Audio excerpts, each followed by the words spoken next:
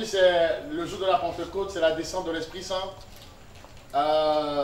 Je rends grâce à Dieu le jour où j'ai compris que tout le monde pouvait, parce que la parole dit qu'il vous est préférable que je m'en aille et que je vous envoie le consolateur. Le jour où j'ai lu cette parole, je me suis rendu compte que je pouvais posséder une divinité qui pouvait répondre à tout ce que je voulais, que j'avais une part de divinité en moi. Et c'est à ce moment-là que j'ai compris ma relation avec Dieu. Et je rends grâce à Dieu parce que c'est dans cette adversité-là que j'ai compris qu'on pouvait prier, que ce soit possible.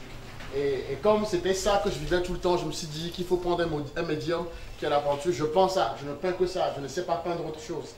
Et donc, merci. Ce tableau s'appelle... voilà. Donc pour raconter un peu l'histoire, je crois que la plupart, Kenglo et puis Alassane vous ont plongé à l'intérieur. Je vais dire que j'ai décidé en fait comme je suis le nouveau Holy Ghost Man, chaque siècle il y a un Holy Ghost Man. Le premier c'était Jésus-Christ qui a reçu sa touche par Jean-Baptiste. Et des siècles plus tard, il y a eu Odin qui dans sa traversée de la vie a reçu aussi la touche de l'Esprit Saint et qui est devenu le nouveau Holy Ghost Man. C'est qui alors? Voilà. Il a reçu de qui? Je l'ai reçu de Dieu, de l'Esprit Saint, Dieu, le corps, le c'est terre. pas possible. Jean-Baptiste, tu as dit Jean-Baptiste a donné à Jésus, il faut que quelqu'un te baptise. Ouais, ça c'est vrai. Mais tu sais où ça s'est passé? C'est le Métavodio. Métavodio, voilà. En fait, quand j'étais en France, je peignais souvent sur le sommet d'une montagne où il y avait une église et un cimetière.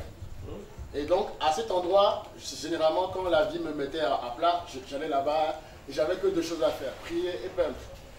Et donc, quand je priais, je me suis rendu compte que je pouvais peindre en langue. Et plus je peignais en langue, plus je priais, plus j'étais bien, plus j'affrontais plus sereinement ce que je vivais. Et donc, c'est à ce moment-là que je me suis dit, s'il y avait une touche, c'est là-bas que je l'ai reçu. Donc, c'était Jésus. Voilà. C'est ce qui te permet de manger à la table de Dieu. Exactement. Exactement. Okay. Et donc, dans cette quête, je me suis rendu compte que peu importe ce qui a été proclamé spirituellement contre moi, peu importe ce que je vis, peu importe les gens qui essayent en fait de me mettre les bâtons dans les roues, je me suis dit une chose, qu'un jour, que tout ce qu'ils font contre moi, tout ce que l'adversité met contre moi, va se retourner en ma faveur. Et donc, quand j'ai fait ce tableau, je vous explique un peu le processus. Ce mur a déjà accueilli plusieurs expositions, notamment le mien, où les gens ont écrit leurs rêves. C'est la première exposition que j'ai fait aller. Et donc, j'ai décidé de faire 120 tableaux pour représenter les 120 apôtres. Celui-ci n'est que la première série des 120 tableaux. Chaque mois, je vais faire 12 tableaux dans un endroit pour faire une sorte de pèlerinage dans le monde et tout ça. Donc, cette toile ici, pour arriver à ce processus, je vais expliquer un peu le processus parce que je travaille sur un concept qui parle aussi des fruits de l'esprit parce que dans la Bible on dit que si un arbre ne porte pas de fruits, il faut les laguer. Donc pour moi, il faut planter quelque chose. Et donc, dans mon esprit, je me suis dit qu'il faut d'abord planter la toile avant de la pendre. Et comme ici, dans la première exposition, on avait un tableau qui s'appelait le paradis dedans. Et donc les gens ont écrit leur rêve à côté pour que le paradis soit parfait. Et donc, du coup, pour cette exposition, j'ai travaillé la toile contre le mur pour faire une sorte de transfert des rêves des gens et tout ça. Donc ça s'est chargé tout ça pour avoir cette première texture-là. C'est pas moi qui l'ai fait. C'est le processus qui a donné naissance à ça. Et donc quand j'ai vu la texture et tout ce vide, je me suis dit en fait que c'est déjà habité de plein de choses. Et que la seule chose que je pouvais mettre, c'était la plus grosse prière que je faisais. Et donc ensuite, il y a ce tableau-là que j'appelle l'enfer d'Odin. J'ai essayé de représenter ce que pouvait être, on va dire, une adversité qui vous met à terre. Ensuite, il y a eu celui-ci, c'est le premier apôtre. Le premier apôtre parce qu'il faisait partie de l'ancienne série que j'ai faite de ADE, qui était plutôt ADE, le Holy Ghost Man, le spirituel joyeux. Et donc, sur ce tableau avant, j'ai eu une expérience spirituelle où je m'étais rendu dans un endroit où on m'a convoqué, que j'appelle la Zédélie. Bon, voilà, je peux vous décrire l'endroit. C'est un endroit obscur, il y a des gens, il y a des ombres, des personnes dont les âmes ont été attrapées. Et donc, je me suis retrouvé là-bas où on me disait, mais qu'est-ce que tu fais là? Et donc, les gens couvraient dans tous les sens. C'était vraiment obscur, c'était une grande secte. Et puis au centre, il y avait une dame. Elle était toute blanche, elle était tellement grande, elle avait des cheveux et elle avait des épines dans ses cheveux. Et dans ses cheveux, elle sort les épines et elle écrit les noms des gens sur l'épine, elle prend un fruit, elle entoure, elle pique et elle mange. Dès qu'elle mange, les personnes disparaissent dans le vide. Et donc elle me voit et me dit, mais toi on te convoque pour te tuer, tu refuses. Donc tu es venu aujourd'hui si tu vas disparaître. Et j'ai dit, ok, moi j'ai personne, je n'ai que l'esprit, je n'ai que Dieu, je commençais à prier. Et donc je dis, mais Esprit Saint, aide-moi, je n'ai personne. Je prie en langue dans le rêve, je prie, je prie. Et tout à coup, il y a eu un vent qui a soufflé. Quand le vent a soufflé, j'ai vu qu'il y a une porte qui s'est ouverte au loin. Et donc il y a un monsieur qui m'a attrapé, il dit, où tu vas, Mais j'ai dit, il y a une porte là-bas, viens ou pas. Il me dit, non, il ne va pas à la porte. Je dis, mais il y a une porte là-bas. Ok. Je voyais la dame, elle était tellement grande plutôt. Et donc je dis, je prends mon courage, je passe, je traverse. Elle me voit, elle prend mon nom, elle entoure. C'était un ananas qu'elle a entouré, elle a piqué, elle a mangé. Et donc, moi j'ai traversé, je la voyais comme si je traversais. Il y avait des gens autour de moi, je dis, mais venez, on y va, il y a une porte, personne ne voyait la porte. Et donc moi je suis rentré et je suis sorti de la porte. Et donc du coup, sur ce tableau avant, j'ai représenté ce que j'appelle Azekbedi, où j'avais essayé de faire une caricature de la dame. Ensuite après, j'ai dessiné des fruits. Parce que je me suis rendu compte que chaque personne est un fruit. Peu importe où tu te trouves, tu peux toujours porter un fruit. Et donc, finalement, je ne sais pas pourquoi à un moment, j'ai remis une couche sur le tableau. Et le jour où j'ai remis une couche sur le tableau, il y avait un collectionneur américain qui est arrivé, qui voulait voir les tableaux. D'abord, il a vu une photo. Donc, je lui ai envoyé mon catalogue. Et c'est ce tableau-là, l'ancien tableau qu'il a vu. Donc, il est arrivé pour prendre ce tableau. Il arrive, il voit, du coup, j'ai remis une couche sur le tableau, il a refusé de prendre le tableau. Donc je me suis dit, ce tableau avait quelque chose à me dire, c'est un message. Parce qu'il était imparfait, c'était vraiment bidon ce que j'avais fait. Je me suis dit, bon, ça n'a pas de sens et tout. Et donc, je me suis dit, pour lui faire honneur, je vais le nommer comme le premier apôtre de la nouvelle série. Et donc, il est arrivé au monde avec cette ADN-là et cette charge de tout ce qui est la parole des eaux, des cas, c'est du feu qu'on a mis dans une parole. Et donc du coup j'ai mis des paroles de feu à l'intérieur du tableau pour tenter pour moi cet endroit-là. Avant j'avais dessiné l'endroit de on attrape les gens. Maintenant je dessine l'endroit de maintenant on vit. Et voilà.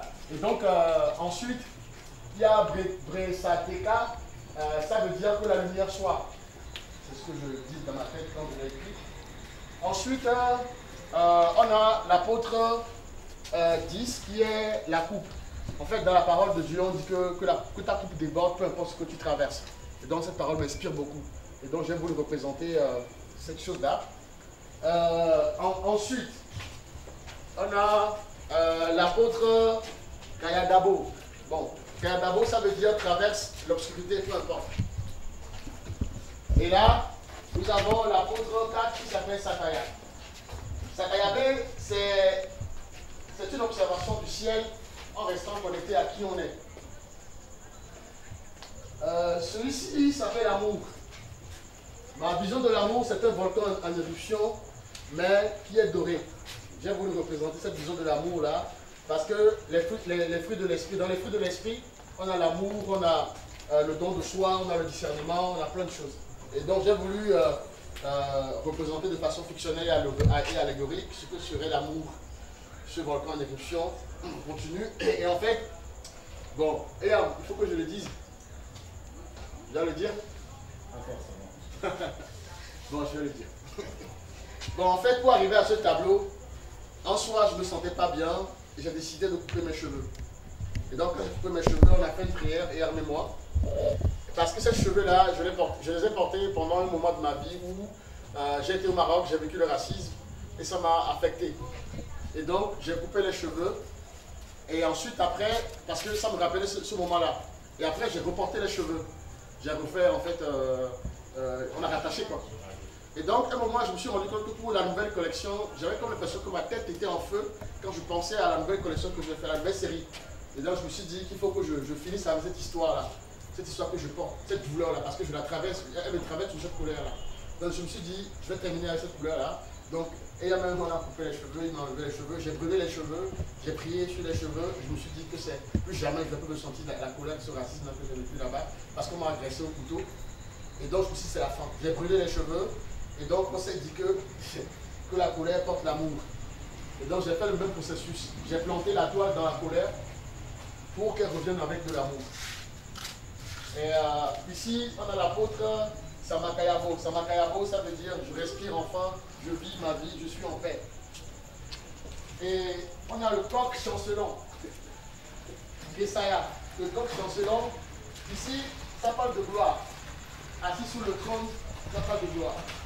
Ici, c'est Yangala. Bon, ça c'est Hiram qui a trouvé le coup. Mais ce tableau, en fait, j'avais toujours voulu. En fait, mon idole c'est Basquiat. J'avais toujours voulu en fait faire une toile comme Basquiat. Et dans la toile, en fait, en réalité, il y a une phrase que je répète souvent. Même quand vous venez dans mon bureau où je travaille, vous allez voir Sataban de l'ego. Sataban de l'ego, ça veut dire que le diable soit sous mes pieds. Ça veut dire que le malheur soit sous mes pieds. Répétez-le où vous voulez. Quand vous avez un problème, répétez Sataban de l'ego. Ça marche, je vous assure. Donc du coup, j'ai voulu mettre dans une toile Sataban de l'ego et mettre un peu tout ce que je vivais en fait. C'est-à-dire, ouais, Jésus, peu importe ce qui arrivera, j'avancerai. L'éternel et ses contours me seront toujours favorables. Sataban de l'ego, tout ce que j'ai vécu ne dépend pas de qui je suis. Ce que je vis ne dépend pas de qui je suis, c'est moi qui décide où je vais. Personne ne peut prier pour moi, je ne peux prier que pour moi tout seul. C'est moi tout seul qui peut me sauver par la grâce de Dieu. Je peux prier, et donc j'ai voulu aller dans une envolée à la Basquiat, bon un peu quoi, tu vois, et voilà, faire traverser un peu mon esprit, traverser un peu sur cette phrase-là, on a parlé de l'ego. Ensuite, il y a un Deyaband de l'ego. En fait, pour moi, il y a le paradis d'Odin qui est distribué par faire 5. Le premier, c'était le paradis d'Odin de la première série. Bon, elle a été achetée par le collectionneur. Comme il était déçu que cette toile-là, j'ai regardé son visage, il a plutôt pris le paradis d'Odin. Et donc, du coup, là-bas, c'est le paradis d'Odin 2. Et ici, c'est le paradis d'Odin 3. Pour moi, le paradis... Avant, je disais que le paradis, c'est la traversée pendant la vie. Maintenant, je pense que le paradis, c'est la vie en continu, c'est-à-dire, c'est le mouvement. Pour moi, c'est ça, le mouvement. Zandéabandele. Et ce mouvement-là, il peut être spirituel, il peut être l'adversité, ce que vous vivez. Voilà. Et voilà les 12 apôtres présentés. Merci d'être présent et je reste disponible pour toute question. Et les tableaux sont en vente, il ne faut pas oublier.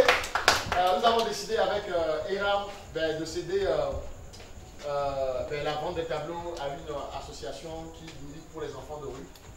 Que ça serve à ça. Voilà, merci. Merci.